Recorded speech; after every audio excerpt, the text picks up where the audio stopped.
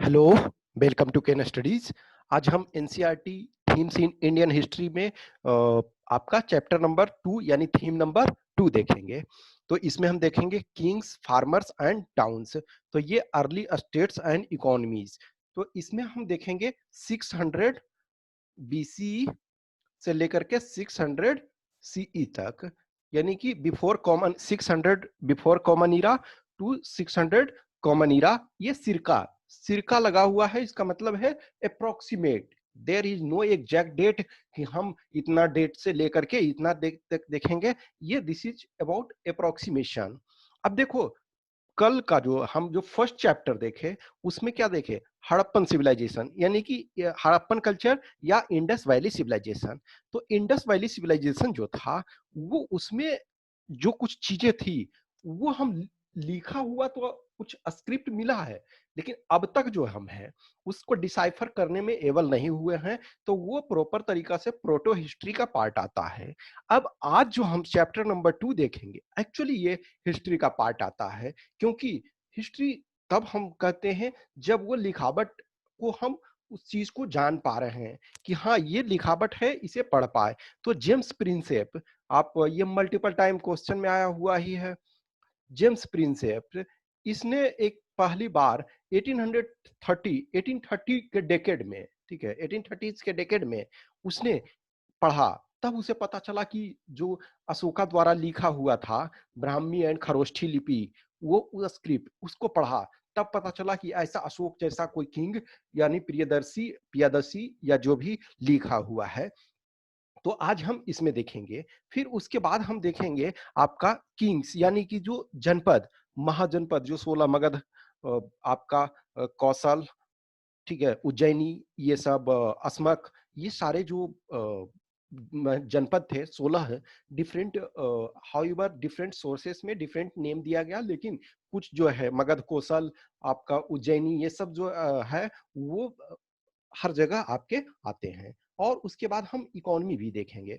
देखो, जो Indus valley civilisation IVC जो है यानी हड़प्पन कल्चर, तो उसे फर्स्ट अर्बनाइजेशन कहा जाता है। First urbanisation.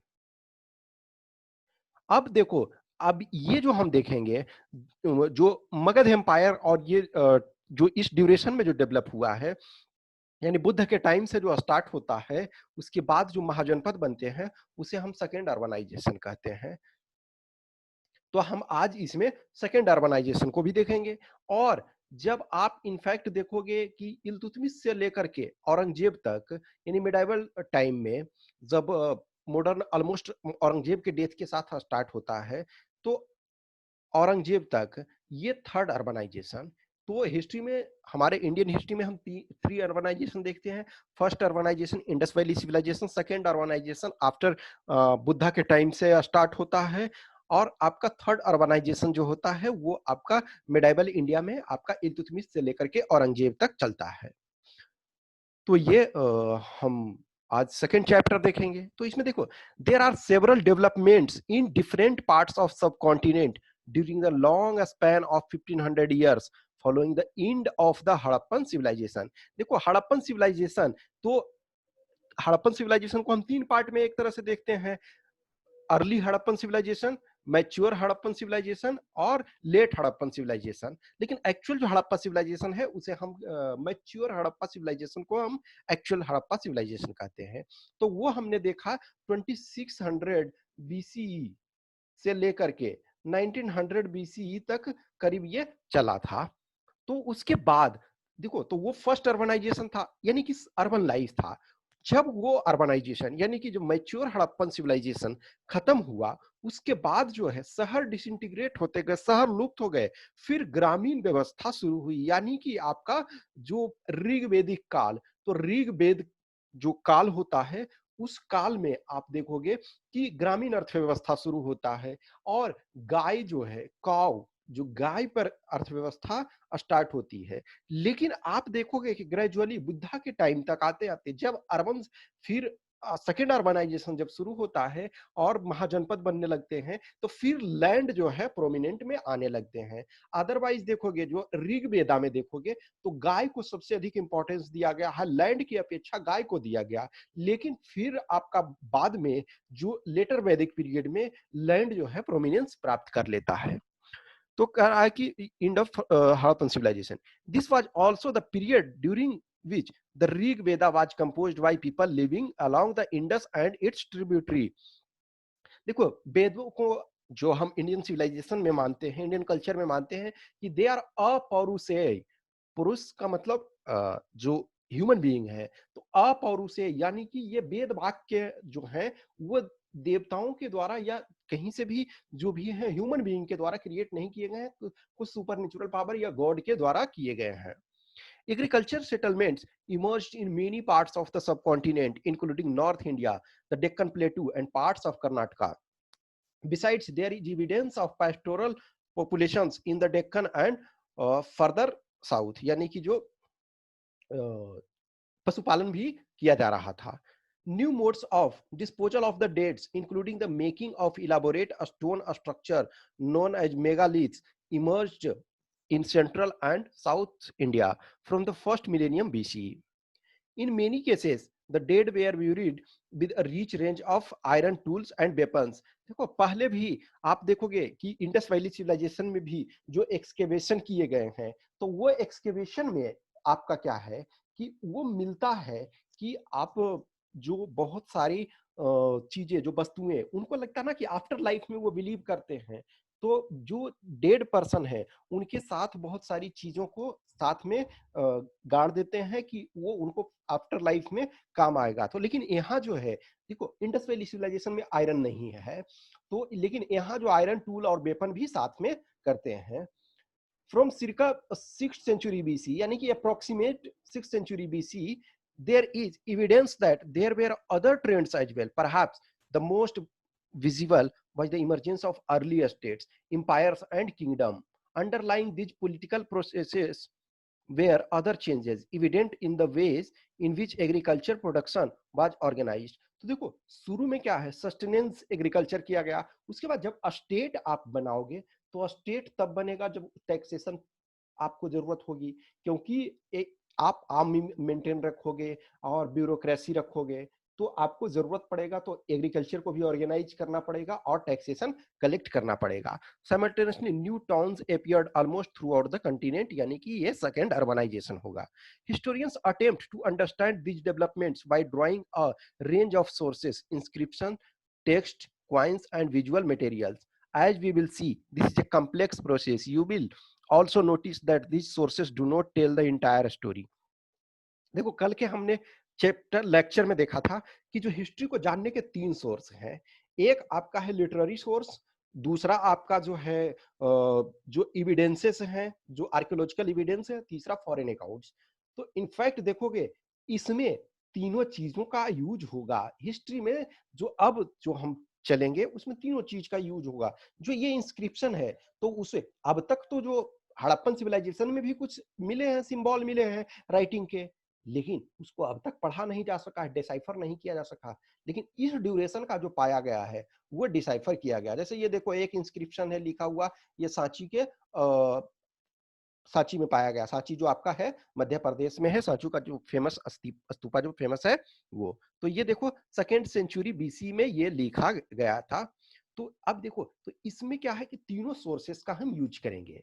अब ये कह रहा है कि प्रिंसेप एंड पियादसी, तो जेम्स प्रिंसेप जो है उसने इसको पाया। तो कह रहा, some of the most monuments development in Indian epigraphy. Epigraphy का मतलब देखो यहाँ है कि स्टडी ऑफ इंस्क्रिप्शन, यानी जो इंस्क्रिप्शन दिया हुआ है उसको पढ़ना, वो उसको डिसाइफर करना। सम ऑफ, ठीक है, development in Indian epigraphy took place in the 1830s। This was when James Prinsep, an officer in the Mint of East India Company, deciphered Brahmi and Kharosthi lipi, two scripts used in the earliest inscriptions and coins। He found that most of these mentioned a king referred to as Piyadasi, meaning pleasant of behold। There were a few inscriptions which also referred to the king as Asoka, one of the most famous rulers known from Buddhist text। तो देखो, दो लिपि है जो Brahmi and Kharoshthi, ये question में भी पूछा जाता है। देखो कि ब्राह्मी जो है लेफ्ट टू राइट लिखा जाता है और खरोष्ठी जो है आपका राइट टू लेफ्ट। तो ये पाया गया। This gave new direction to investigations into early Indian political history as Europeans and Indian scholars used inscriptions and text composed in a variety of language to reconstruct the lineage of major dynasties that had ruled the subcontinent. As a result, the broad contours of political history were in place by the early decades of 20th century. यानी कि जब ये प्राप्त किया कि लिखा हुआ, तो डिफरेंट इंस्क्रिप्शंस को पढ़ा गया, तब डिफरेंट नॉलेज प्राप्त हुआ कि कौन कौन से किंग रहे हैं, इनके लीनिएज, जैसे चंद्रगुप्त मौर्य हुए, चंद्रगुप्त मौर्य के बाद बिंदुसार हुए, बिंदुसार के बाद अशोका हुए, अशोका के बाद उनके पुत्र हुए, महेंद्र हुए, दशरथ हुए, ये सारे हुए। तो ये लीनिएज उनका भी प्राप्त हुआ। Subsequently, scholars began to shift their focus into the context of political history, investigating whether there were connections between political changes and economic and social development.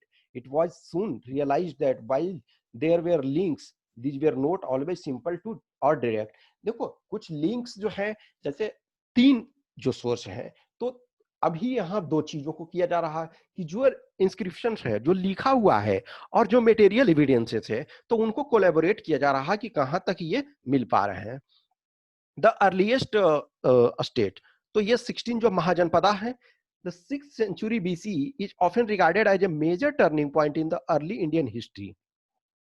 It is an era associated with early states, cities, the growing use of iron. देखो, iron जो है, आप देखोगे कि जैसे mains वगैरह में आता है कि मगध के जो राइज में वो आयरन बहुत इंपॉर्टेंट रोल अदा करता है, क्योंकि वो, अब देखो, आयरन जब प्राप्त होता है तो एग्रीकल्चर बहुत आसान हो जाता है, वेपन्स वगैरह बनाना बहुत आसान हो जाता है। तो जब तक गंगा वगैरह, जो गंगा रिवर है, तो उसके आसपास के एरिया में जो जुताई खेतों की होती है, तो वो आयरन हल से, प्लाव से आसान हो जाता है। The development of coinage etcetera, it also witnessed the growth of diverse system of thought including Buddhism and Jainism.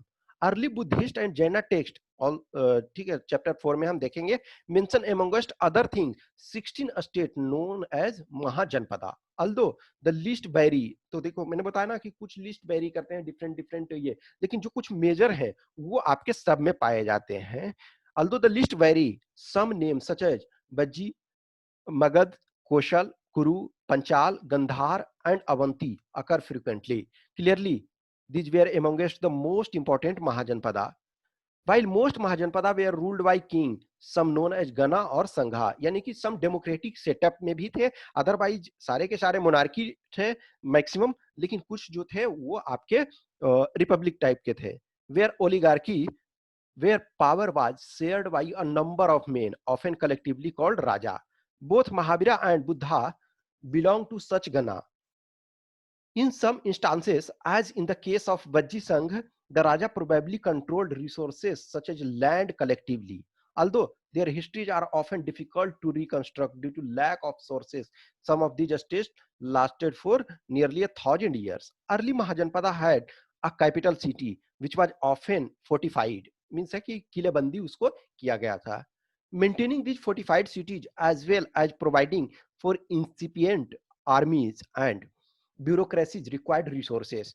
From circa 6th century BC onwards, Brahmana began composing Sanskrit text known as the Dharma Sutra. तो देखो, अब जब आप organised state बनाते हो तो आपको bureaucracy चाहिए, आर्म फोर्सेस चाहिए, तो उसके लिए आपको टैक्सेशन ये करना पड़ेगा। These laid down norms of for rules as well as for other social categories who were ideally expected to be Kshatriya. Rulers were advised to collect taxes and tribute from cultivators, traders, and artisans.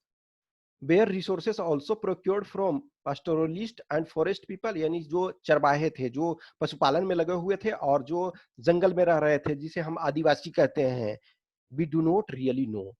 What we do know is that raids on neighboring states were recognized as a legitimate means of acquiring wealth. यानी कि जो दूसरे पड़ोसी राज्य है उन पे लूटना. Gradually, some states acquiring standing armies and maintaining regular bureaucracies. Other continued to depend on militia recruited more more often than not from the peasantry. तो देखो क्या होता था, दो टाइप के, एक आप स्टैंडिंग आर्मी रखते हो, तो स्टैंडिंग आर्मी रखते हो तो उनको रेगुलर सैलरी देनी पड़ती है, और एक इस ढंग से किए कि ऐसा है कि जब हमें जरूरत होगी आप अदरवाइज एग्रीकल्चर करो, ट्रेड करो, लेकिन जब युद्ध वगैरह की जरूरत होगी तो आप लोग आओगे, और जो हम लूटेंगे बुट्टी, वो लूट जो होगा उसमें आपको हिस्सा दिया जाएगा। अब ये देखो मीनिंग आपको दिया हुआ है कि janapada means the land where the jana, यानी कि people, clan or tribe sets its foot or settles. It is a word used in both Prakrit and Sanskrit. Oligarchy का मतलब होता है ना कि form of government where power is exercised by a group of men. तो monarchy का मतलब होता है कि एक तरह से सिंगल मोनार्क है वो कर रहा, ओलिगार्की का मतलब है कि कई लोग मिलकर के शासन करेंगे। अब ये देखो इंस्क्रिप्शंस, इंस्क्रिप्शंस आपका क्या होता है कि ये राइटिंग है, ये आपको हार्ड सरफेसेस पे हम ये करते हैं, तो इन इन लोग चीजों को कुछ को पढ़ा गया, तो पढ़ने पर बहुत सारी चीजें प्राकृत और आपका ब्राह्मी, खरोष्टी, ये सारी लिपि प्राप्त हुई। अब ये देखो ये जो महाजनपदा है, ठीक है, तो इन पर देखोगे तो ये काम्बोज, आपका गंधार, तो ये एक तरह से आपका इधर में पाकिस्तान वाले साइड में ये पड़ रहा है। लेकिन ये जो मेजर है आप देखो कि गंगा के जो कोर्स हैं ये इसमें होते हैं, कुछ को नीचे एक सिर्फ अस्मक जो है ये आपके इधर वाले क्षेत्र में पड़ जा रहा है, आपका हैदराबाद आसपास में पड़ रहा है। उसके बाद आपका ये इधर देखो सूरसेन, तो इसका मथुरा मत से है जो आपका जयपुर के आसपास का है, अवंती मध्य प्रदेश में है, चेदी आपका ये इधर है, कौसाम्बी जो ये इलाहाबाद के आसपास, वाराणसी, कौशल जो आपका अयोध्या जो आज है, श्रावस्ती, पंचाल, ठीक है, तो पंचाल भी आपका ये उत्तर प्रदेश, इंद्रप्रस्थ जो दिल्ली है, अहिछत्र जो इसके आसपास का, आपका मल्ल, आप ये, और बज्जी, लिच्छवी ये मगध। तो मगध देखो इसमें सबसे फेमस जो है मगध, शुरू में मगध का जो है गिरिव्रज यानी राजगीर, उसे गिरिव्रज भी कहते थे, तो राजगीर उसका कैपिटल था। फिर बाद में जो है उदयीन ने पटना शहर को बसाया, तो ग्रेजुअली फिर वो पटना शिफ्ट हो गया। ये देखोगे कि मेजोरिटी जो है ये जो है गंगा के आसपास में ही ये डेवलप हुए हैं, ठीक है। फर्स्ट amongst the 16 मगधा, तो देखो between the 6th and the 4th century BC, Magadha in present day Bihar यानी कि नालंदा, आपका गया, ये सब एरिया में नालंदा, गया, पटना जो आज है, became the most powerful Mahajanapada. Modern historians explain this development in a variety of way. तो Magdha was a region where agriculture was especially productive. Besides, iron mines in present-day Jharkhand were accessible and provided resources for tools and weapons.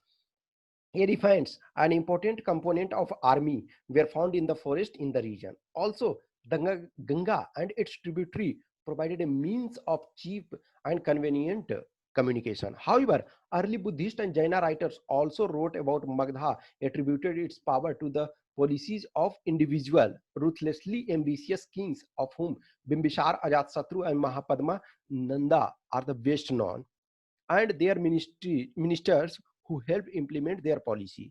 देखो तो ये reason था कि agriculture, आपका agriculture land आपका गंगा वगैरह reverse के कारण, ठीक है, उसके बाद आयरन ओर मिल गए, उसके बाद एलिफेंट्स मिल गए, तो वो जो आपका आर्मी को इंपॉर्टेंट ये कंट्रीब्यूशन दे रहा था, और जो नदियां हैं तो वो यातायात की भी सुविधा प्रोवाइड किए और सिक्योरिटी भी प्रोवाइड किए, और वहाँ के जो कुछ एबल किंग हुए तो उन्होंने दूसरे को शोषण करके जैसे भी रूथलेसली राज्य किया, जैसे आपका बिंबिसार मगध के सबसे प्रतापी सम्राट, उनका पुत्र अजातशत्रु, ठीक है, तो अजातशत्रु ने अपने पिता का वध कर दिया, तो पितृहंता कहा जाता है, और अजातशत्रु के बेटे उदयीन ने इसका वध कर दिया। फिर देखोगे महापद्मनंद, इसी वंश में लास्ट में धनानंद होते हैं, जिसको कि चंद्रगुप्त मौर्य हटा करके मौर्य डायनेस्टी का ये एस्टेब्लिशमेंट करते हैं।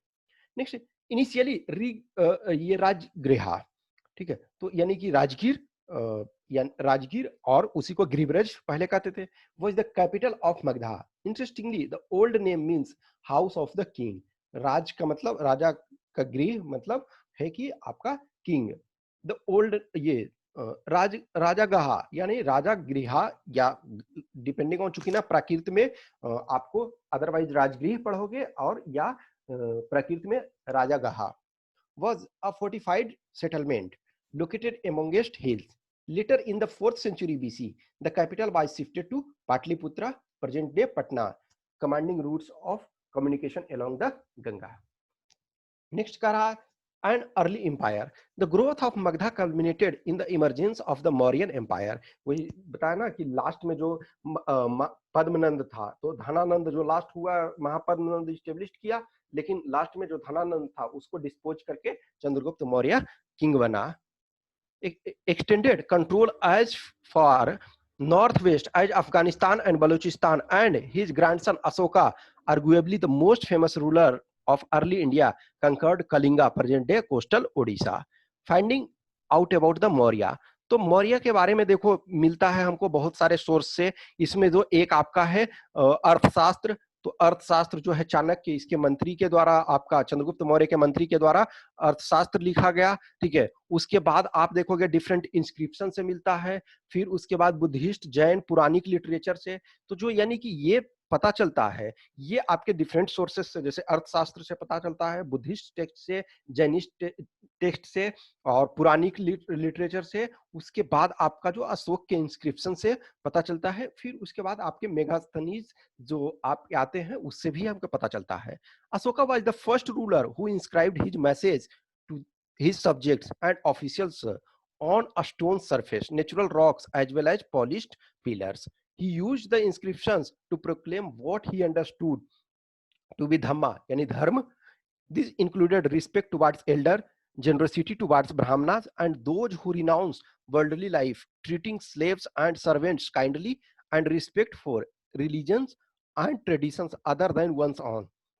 यानी दूसरे के धर्म को अपने धर्म के साथ साथ दूसरे के धर्म को भी सम्मान करना, ये बताया गया. सिर्फ यही नहीं है कि आप धर्म को मानो, आप बड़े लोग बुजुर्गों का रिस्पेक्ट करना है दूसरों के साथ, चाहे आपका स्लेव्स हो, आपके वर्कर्स हो, सबके साथ कंपैशनेट तरीके से यूज करोगे. अब देखो एडमिनिस्ट्रेशन, तो एडमिनिस्ट्रेशन में क्या होता है कि there were 5 major political centres in the empire. तो कैपिटल था पाटलिपुत्रा, प्रोविंशियल सेंटर तक्षशिला पाकिस्तान में आज की डेट में, उज्जैनी आपका Madhya Pradesh, Tosali and Suvarnagiri, all mentioned in the Ashokan inscriptions. If we examine the content of these inscriptions, we find virtually the same message engraved everywhere, from the present day northwest frontier provinces of Pakistan to Andhra Pradesh, Odisha and Uttarakhand in India. Could this vast empire have had a uniform administrative system? Historians have increasingly come to realize that this is unlikely. The regions included within the empire were just too diverse. Imagine the contrast between the hilly terrain of Afghanistan and the coast of Odisha. तो देखो ये जो empire central command जो था वो पाटलिपुत्रा में था, लेकिन और जो ये था वो डिफरेंट डिफरेंट सेंटर बनाया गया था. तो ये आपका जो प्रॉपर तरीका से डिवीजन किया गया था, लेकिन चूंकि डाइवर्स टाइप के फील्ड में उसका किंगडम था, तो डिफरेंट डिफरेंट स्ट्रक्चर्स बने हुए थे. It is likely that administrative control was strongest in areas around the capital and the provincial center. These centers were carefully chosen, both Takshashila and Ujjaini being situated on important long-distance trade routes, while Suvarnagiri, literally the Golden Mountains, was possibly important for tapping the gold mines of Karnataka. अब है language and script. तो देखो most Ashokan inscriptions were in Prakrit language, while those in the northwest of subcontinent were in Aramaic and Greek. Most Prakrit inscriptions were written in the Brahmi. However, some in the northwest were written in Kharoshthi. The Aramaic and Greek scripts were used for inscriptions in Afghanistan. तो different regions में जो उस area में famous आपका language था, उसी language में ये लिखा गया. अब ये देखोगे कि अशोका का इंस्क्रिप्शन कहाँ कहाँ मिले हैं. तो ये जो आपका है वो मेजर रॉक मिले हैं, और ये आपका साइन जो है वो माइनर के हैं, और पिलर इंस्क्रिप्शंस. तो इन चीजों का ग्रेजुअली आप देखोगे. अभी इसके बारे में थोड़ा थोड़ा जब आपके पास टाइम मिलता है तो उस चीज को देखोगे. ठीक है, अब ये है कम्युनिकेशन. तो communication along both land and riverine routes was vital for the existence of empire, यानी कि दोनों land route as well as आपका वाटर रूट में नदी के रास्ते को यूज किया जाता था। Journey from centres of to the provinces could have taken weeks if not months. This mean arranging for provisions as well as protection for those who were on the move. It is obvious that the army was an important means for ensuring the latter, यानी कि सुरक्षा के लिए army important था। मेगास्थनीज देखो, अब ये foreign account आ गया ना, तीसरा कंपोनेंट देखो आ गया। तीन सोर्स जो हमने बताया था, ये लिटरेरी सोर्सेस, आपका जो आर्कियोलॉजिकल एविडेंस और फॉरेन अकाउंट, तो अब जो फॉरेन अकाउंट तीसरा कंपोनेंट आपका आ गया।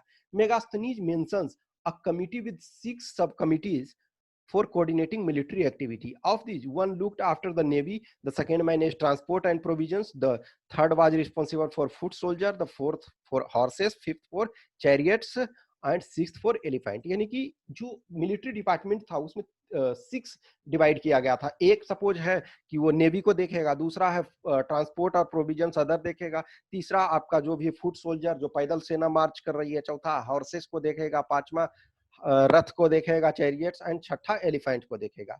The activity of the second subcommittee were rather varied, arranging for bullock carts to carry equipments, यानी बैलगाड़ियों का भी जो सामान रसद पहुंचाने के लिए, procuring food for soldiers and fodder for animals, and recruiting servants and artisans to look after the soldiers. Ashoka also tried to hold his empire together by propagating Dhamma, the principle of which, as we have seen, were simple and virtually universally applicable. This, according to him, would ensure the well-being of people in this world and the next. A special officers known as the Dhamma Mahamata also appointed to spread the message of Dhamma. देखो, ये जो धम्मा है तो धर्म उसका है, otherwise देखोगे proper तरीका से तो ये आपका जो है प्राकृत लैंग्वेज में ये लिखा गया है। अब है how important was the empire. तो एम्पायर के बारे में ये चीजें हैं कि when historians began reconstructing early Indian history in the 19th century, the emergence of the Mauryan Empire was regarded as a major landmark.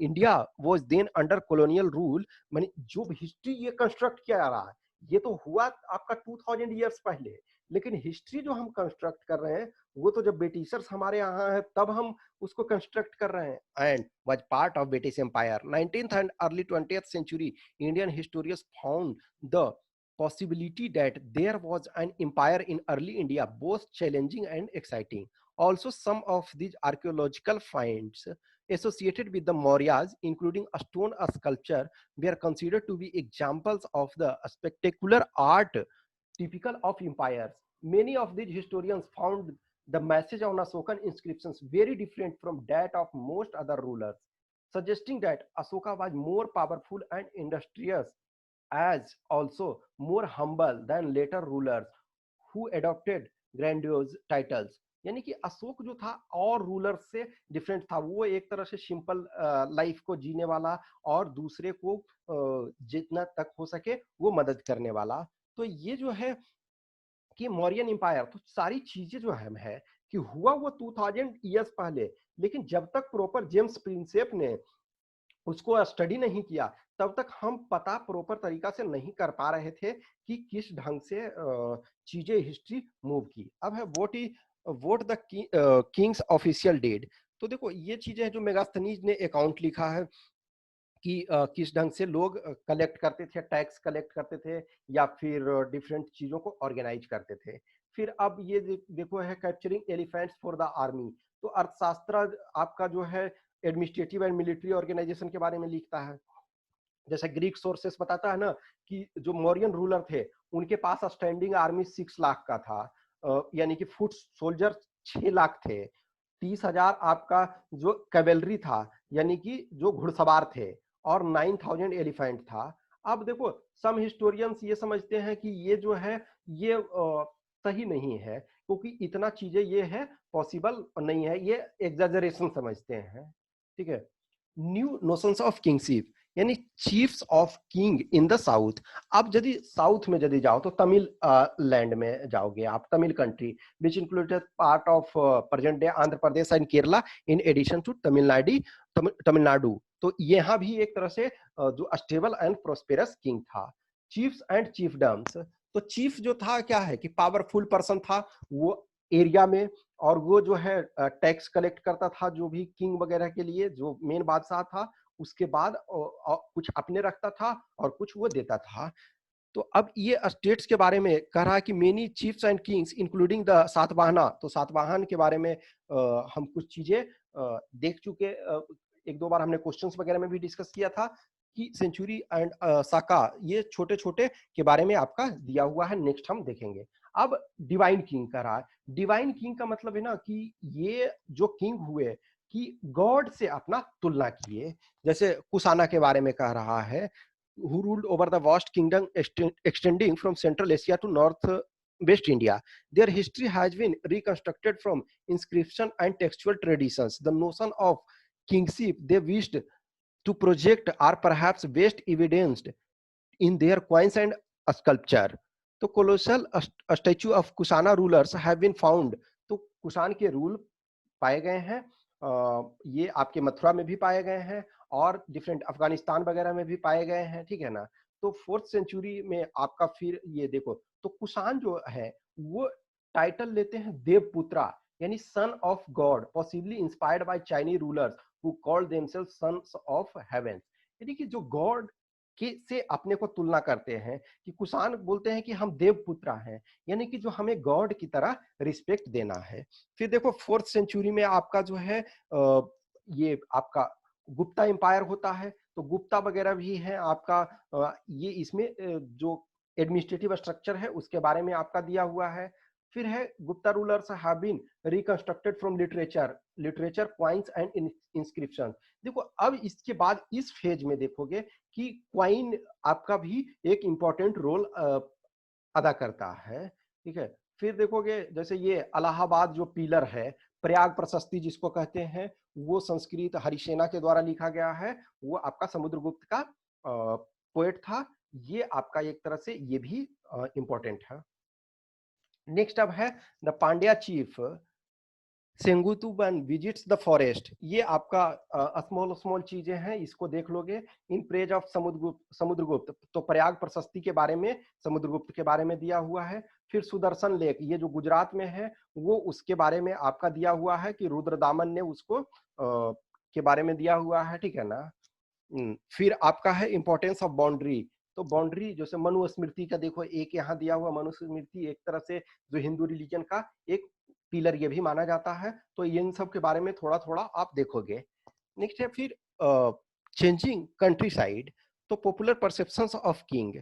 अब देखो किंग के बारे में लोग क्या समझते हैं, पब्लिक उसके बारे में दिया हुआ है। Obviously inscriptions do not provide all the answer, कि लोग जो प्रजा है राजा के बारे में क्या सोचती है, हर चीजें तो वो नहीं इसमें दिया हुआ है कि, लेकिन कुछ चीजें जो मटेरियल एविडेंसेस वगैरह से ये प्राप्त किए हैं। Nevertheless, historians have tried to solve this problem by examining stories contained in anthologies such as जातक and पंचतंत्र। पंचतंत्र जो है विष्णु शर्मा ने लिखा है, और जातक जो है बुद्धा वगैरह के जो प्रीवियस लाइफ के कथाएं हैं। Many of these stories probably originated as popular oral tales that were later committed to writing. The Jatakas were written in Pali around the middle of the first millennium. देखो अब obviously सारा राजा तो प्रजा के बारे में ये नहीं लिखेगा ना कि प्रजा हमारे बारे में क्या सोचती है, लेकिन जो बहुत सारी दंत कथाएं, जातक कथाएं, जो पंचतंत्र स्टोरी है, जो लोक कथाएं हैं, वो ग्रेजुअली जो है ओरल फॉर्म में, यानी कि एक दूसरे से एक पीढ़ी ने दूसरे पीढ़ी को सुनाया, वो सुनाते सुनाते बाद में फिर आपका वो लिखित फॉर्म में, रिटन फॉर्म में आया। One story known as Gandatindu Jataka describes the plight of the subjects of a wicked king. These included early women and men, cultivators, herders, village boy, and even animals. When the king went in disguise to find out what his subjects thought about him, each one of them cursed him for their miseries, complaining that they were attacked by robbers at night and by tax collectors during day. To escape from this situation, people abandoned their village and went to live in the forest. तो ये कहता है ना कि एक ऐसा जातक कथा है, इसमें कहता है कि एक राजा जो है वो वेश बदल के अपने प्रजा के पास पूछने जाता है कि भैया आपका राजा जो है किस ढंग से, तो हर लोग गाली देते हैं कि ऐसा है राजा, इतना गधा बेवकूफ है, लूटता है हमें, रात में चोर डाकू हमें लूट लेते हैं और दिन में उनका टैक्स ऑफिशियल है जो टैक्स कर के बहाने हमसे लूटते हैं, तो बेटर है कि हम इसको छोड़ करके जंगल में जा रहे हैं। As this story indicates, the relationship between a king and his subjects, especially the rural population, could often be strained. Kings frequently tried to fill their coffers by demanding high taxes, and peasants particularly found such demands oppressive. Escaping into the forest remained an option as reflected in the Jatak story. Meanwhile, other strategies aimed at increasing production to meet growing demands for taxes also came to be adopted. यानी देखो, अब जितनी बड़ी आप army रखोगे उतना ज्यादा आपका रिसोर्स की जरूरत होगी। अब रिसोर्स के लिए तो एग्रीकल्चर मेन था, तो आप अपने चीजों को शोषण करोगे। नेक्स्ट है स्ट्रेटजी फॉर इंक्रीजिंग प्रोडक्शन। तो अब किस ढंग से है कि प्रोडक्शन को आपको बढ़ाना है। तो जैसे गंगा और कावेरी में क्षेत्र में आपका आयरन, जैसे देखो आयरन प्लॉशेयर, तो आयरन का जब हम हल को यूज करने लगे तो मिट्टी अच्छी तरह से जुताई जाने लगी, तो उसमें अच्छा खासा प्रोडक्शन होने लगा। देखो आप इंडस वैली सिविलाइजेशन में देखोगे तो पैडी जो है, वो आपका राइस जो है वो रेयर में ही मिलता था बहुत जगह। लेकिन आप ये गंगा जो और गंगा कावेरी ये सब में सेकेंड अर्बनाइजेशन के ड्यूरेशन में ये देखोगे कि राइस जो है इसने काफी योगदान दिया। तो while the iron plowshare led to growth in agriculture productivity, its use was restricted to certain parts of the continent. Cultivators in areas which were semi-arid, such as parts of Punjab and Rajasthan, did not adopt it till the 20th century. And those living in hilly tracts in the northeastern and central parts of subcontinent practiced hawk agriculture, which was much better suited in the terrain. Although a strategy adopted to increase agriculture production was the use of irrigation through wells and tanks, and less commonly canals. Communities as well as individuals organized the construction of irrigation works. The latter, usually powerful men, including kings, often recorded such activities in inscription.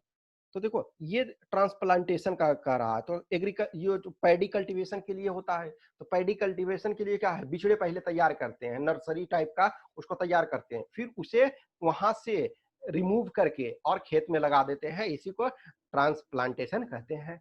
अब है difference in rural society. तो rural society देखो, urban society एक तरह से different था और rural society आपका डिफरेंट था। तो ये कुछ बता रहा है डिफरेंट एरिया के बारे में। पीपल जो है वो एग्रीकल्चर में जो लगे हुए थे, तो डिफरेंट स्टोरी के माध्यम से ये उनके लाइफ को बताता है। अब गहापति, गहापति का मतलब होता है कि हेड ऑफ द फैमिली कह रहा है। तो गहापति के बारे में यानी कि बताया हुआ है, तो ये जो हेड ऑफ द फैमिली था, यानी कि उसके पास ही सारी चीजों का कंट्रोल होता था, जो जिससे घर का मालिक एक तरह से कहते हो इन लेमैन टर्म। नेक्स्ट एक टर्म है अग्रहारा। तो Agrahara was land granted to Brahmana who was usually exempted from paying land revenue and other dues to the king. तो यानी अग्रहारा भूमि जो था उस पर टैक्स नहीं देना पड़ता था। अब land grant and new rural elites, तो फिर देखो क्या है ना कि कुछ लोगों को, जैसे यही देखो कि ब्राह्मण को लैंड दिया गया तो उसके आप टैक्सेशन नहीं उसमें लोगे। फिर जैसे ये है कि तो बहुत लोगों को इसमें से लैंड को, जैसे ब्राह्मण वगैरह को लैंड दिया गया तो उसमें से उन लोगों से टैक्सेशन नहीं लिया गया। अब है गुप्ता एम्पायर के बारे में एक कहता, प्रभावती गुप्ता जो लेडी थी, daughter of one of the most important ruler in early Indian history, Chandragupta to.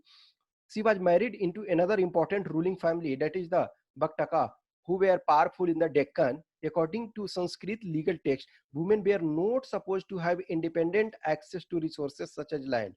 However, the inscription indicate that Prabhavati had access to land, which she then granted. This may have been because she was a queen, one of few known from early Indian history. Generally जो society में था कि जो women थी वो land acquire नहीं करती थी, लेकिन ये प्रभावती देवी के बारे में दिया हुआ है जो चंद्रगुप्ता टू की बेटी हुआ करती थी और वो बक्टका किंगडम में ब्याही थी। लेकिन उसके जो भी है हस्बैंड के डेथ के बाद वो उस चीज को कंट्रोल करी। The inscriptions also gives us an idea about rural populations. These included Brahmana and peasants as well as others who were expected to provide a range of produce to the king or his representatives. And according to the inscription, they would have to obey the new lord of the village and perhaps pay him all these dues. तो जिसको grant किया गया है वो उसको चीजें दिया गया है, ठीक है। तो ग्रांट्स ऑफ लैंड के बारे में यहाँ कह रहा है। फिर आपका life in a small village, तो एक स्मॉल विलेज के बारे में हर्षचरिता। तो हर्षचरिता जो है हर्षवर्धन के द्वारा लिखा गया है। जो आप हर्षवर्धन जो है one of the famous king, जो आप देखोगे हर्षवर्धन और पुलकेशिन सेकेंड, इन दोनों के बीच एक लड़ाई होती है जिसमें हर्षवर्धन हार जाते हैं। अब ये देखो प्रभावती गुप्ता, जो गुप्ता डायनेस्टी की, जो आपका चंद्रगुप्ता टू की बेटी थी, उसके बारे में ये दिया हुआ। द हिस्ट्री ऑफ पाटलिपुत्रा, जो आपका ये पटना के बारे में आपका दिया हुआ है। हुएनसांग आपका ये विजिट करता है उस ड्यूरेशन में। अब है ये टाउन्स एंड ट्रेड्स। तो देखो some important kingdoms and towns, ये कुछ कुछ जो इंपॉर्टेंट हर किंगडम में एक जो इंपॉर्टेंट टाउन था। जैसे देखो अब कुसाना जो है तो तक्षशिला उन लोगों का था। अब इधर देखोगे जो आपका मगध एम्पायर में था, तो मगध एम्पायर में आपका राजगीर और पाटलिपुत्रा था। फिर उसके बाद वैशाली को भी बाद में उन्होंने जीत लिया था। ये फिर आपका जैसे विदिशा मध्य प्रदेश में पड़ता है। तो डिफरेंट डिफरेंट एक जो कैपिटल शहर आपका ये है। टाउन्स एंड ट्रेड, तो न्यू सिटी देखो सेकेंड अर्बनाइजेशन है, तो न्यू सिटी ये बनना स्टार्ट हुए और वो सिटी वहीं बने जहां वो आपका रिवर के तट पर ही बने। अब अर्बन पॉपुलेशन, तो ग्रेजुअली फिर क्या हुआ ना कि अर्बन सेंटर में भी डिफरेंट टाइप के जो आपका जैसे फर्नीचर बनना स्टार्ट हुआ, डिफरेंट फिगर्स वगैरह, जैसे ये चीजें गोल्ड सिल्वर कॉपर ये मेटल के वर्क होने लगे, सेल टेराकोटा ये सब के वर्क होने लगे। तो जो आर्टिजन्स थे, जो वर्कर्स थे, जो आर्टिस्ट थे, वो शहरों में वो शिफ्ट होने लगे। अब ये मालाबार कोस्ट के बारे में, जो प्रेजेंट केरल के बारे में, वहां के बारे में दिया हुआ है कि जो ये विदेशों से भी ये यात्रा करते थे, उसके बारे में दिया हुआ है। अब नेक्स्ट है कि आपका by the second century BC we find short votive inscriptions in a number of cities. These mention the name of the donor and sometimes specify his or her occupation as well. They tell us about people who lived in towns, washing folk, weaver, scribes, carpenters, ये सब जो तब का व्यवसाय था, जो ये चीजें जैसे goldsmith, blacksmith etcetera. Sometime guild और श्रेणीज, organisations of craft producers, guilds, ठीक है, merchants are mentioned as well. These guilds probably procured raw materials, regulated production, and marketed the finished goods. It is likely that craftsperson used a range of iron tools to meet the growing demands of urban elites. तो gradually जो urban centre हुए, तो इसमें से इन लोगों ने अपने organisation बना लिए। जो क्राफ्ट्समैन थे, जो बिजनेसमैन एक तरह से कह सकते हो टाइप के, वो एक ऑर्गेनाइजेशन बना लिए। अब trade in the subcontinent and beyond, तो ये ट्रेड के बारे में दिया हुआ है कि जैसे ये सेठीज यानी कि डिफरेंट डिफरेंट ट्रेडर्स जो थे, उनको डिफरेंट नेम से जाने जाते थे ये। और ये जो आपका है इनफैक्ट अरेबियन सी और मेडिटेरेनियन तक ये ट्रेड करते थे। फिर इसके बाद आपका है क्वाइंस एंड किंग्स। तो आपका क्वाइंस जो आपका गुड्स एंड सर्विसेज का, जो गुड्स का मेनली जो गुड्स का एक्सचेंज होता था, तो वो क्वाइन आपका पंच मार्क्ड क्वाइन यूज किया जाता था, जो कि सिल्वर और कॉपर का होता था। तो अर्लीस्ट क्वाइन जो होता है वो पंच मार्क्ड क्वाइन है, और ये किसी एक पार्टिकुलर किंग को एट्रीब्यूट नहीं दिया जा सकता। इनफैक्ट एग्जैक्ट इसको रिकंस्ट्रक्ट करने में अभी तक हिस्टोरियन संभव नहीं हुआ है कि एग्जैक्ट कहाँ से ओरिजिनेट हुआ, ठीक है। तो नुमिस्मेटिक इसको बोलते हैं, जो हम ये क्वाइंस के बारे में जो पढ़ते हैं वो उसे नुमिस्मेटिक्स कहते हैं। और पेरिप्लस का मतलब होता है sailing around the Erythraean, was the Greek name for Red Sea, यानी रेड सी के बारे में, रेड सी को के आसपास जो एरिया थे वहां तक ट्रेड करते थे। अब attempts made to identify the symbols on punch marked coins with a specific ruling dynasties, including the Maurya, suggest that these were issued by kings. It is also likely that merchants, bankers, and townspeople issued some of these coins. यानी कि देखो, जो कुछ coins थे वो king ने issue किए, और कुछ जो है जो बिजनेसमैन मर्चेंट्स थे उन लोगों ने भी किए। लेकिन एग्जैक्ट जो है हम उस चीज को प्रॉपर नहीं डिक्लेयर कर पा रहे हैं एग्जैक्ट में। The first coins to bear the names and image of rulers were issued by the Indo Greeks who established control over the northwestern part of the subcontinent, that is 2nd century BC. The first gold coins were issued in circa 1st century CE by the Kusana. ये भी आपको जैसे ये objective में पूछता है। These were virtually identical in weights with those issued by contemporary Roman emperors and Parthian rulers of Iran, and have been found from several sites in North India and Central Asia. तो देखो, obviously different parts में पाए जाते हैं, इसका मतलब है ना कि एक दूसरे जगह जो था वो यूज किया जाता था। Coins were also issued by tribal republics such as that of the Yodhaya of Punjab and Haryana. Archaeologists have unearthed several thousands copper coins issued by the Yodhaya, pointing out the latter's interest and participation in economic exchange. तो देखो, जहां जहां आपका coins वगैरह पाए जाते हैं, इसका मतलब है कि वो ट्रेड वगैरह में, इकोनॉमिक एक्सचेंज में वो इंटरेस्टेड थे। अब देखो, ये जो जहां जहां ये क्वाइंस मिले हैं, अब कुछ जो कह रहे हैं कि ये प्रॉपर प्योरिटी था, कि प्रॉपर गोल्ड के थे, कुछ जो है उसमें आपको मिक्स ये किया गया। From circa 6th century CE onwards, finds of gold coins taper off. Does this indicate that there was some kind of an economic crisis? यानी कि देखो, जो आपका जो गोल्ड क्वाइन था उसके क्वालिटी में गिरावट आया ग्रेजुअली, तो इसका मतलब है कि कहीं ना कहीं ट्रेड जो आपका इकोनॉमिक जो है वो प्रॉब्लम क्रिएट हुआ होगा। Historians are divided on this issue. Some suggest that with the collapse of the Western Roman Empire, long distance trade declined, and this affected the prosperity of the states, communities, and regions that had benefited from it. Others argue that new towns and networks of trade started emerging around the time. They also point out that though finds of coins of that time are fewer, coins continue to be mentioned in inscription and text. इसका मतलब है, देखो, कुछ time में जो है economic boom है, यदि ऐसा एक्सपेक्ट किया जा रहा है, और बाहर से ट्रेड अधिक हो रहा है तो अधिक क्वाइंस मिल रहे हैं, कुछ टाइम में है कम मिल रहे हैं। नेक्स्ट है back to basic, how are inscriptions deciphered.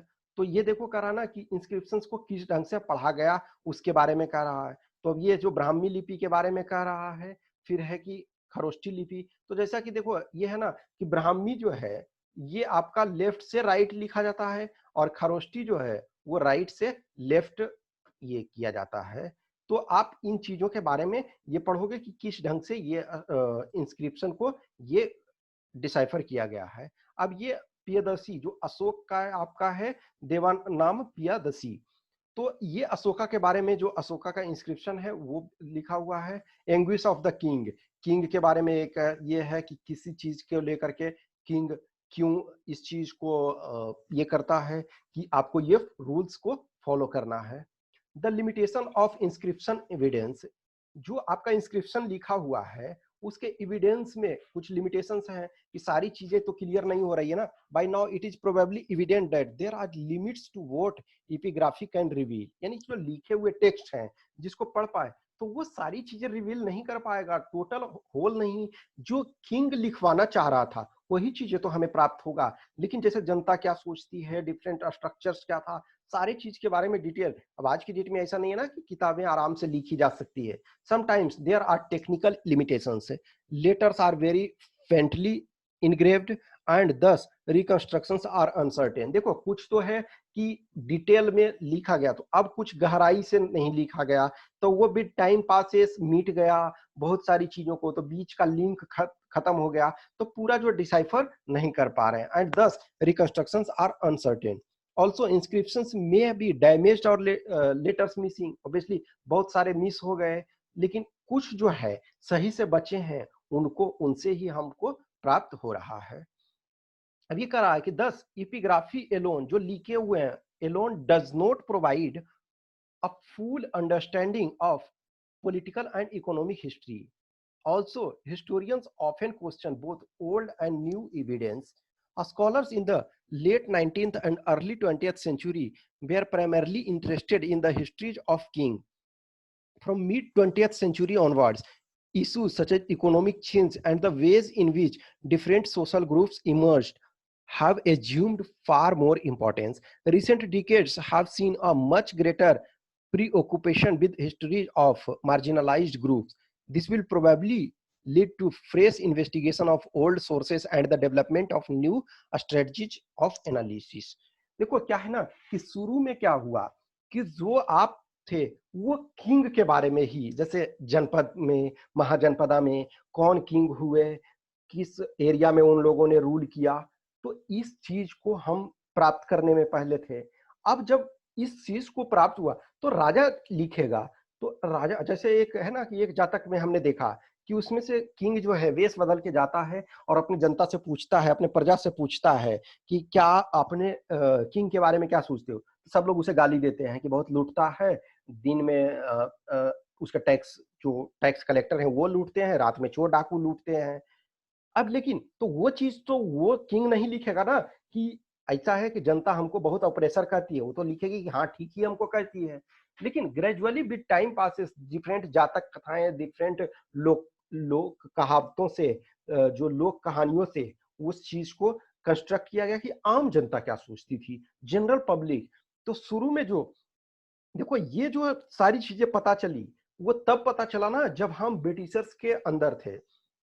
यानी आपका 19th और 20th सेंचुरी, इन दोनों में, क्योंकि आपका 19th सेंचुरी 1830 के आसपास, 1830 के आसपास आपका इस डेकेड में जेम्स प्रिंसेप ने डिसाइफर किया, उसके बाद इसके प्रोग्रेस में बहुत ज्यादा ये तेजी आया।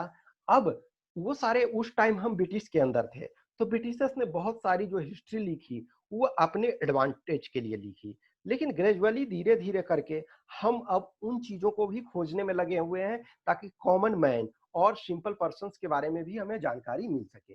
अब ये टाइमलाइन है, इस चीज को ध्यान रखो तो हिस्ट्री को समझने में प्रॉपर मदद मिलेगी।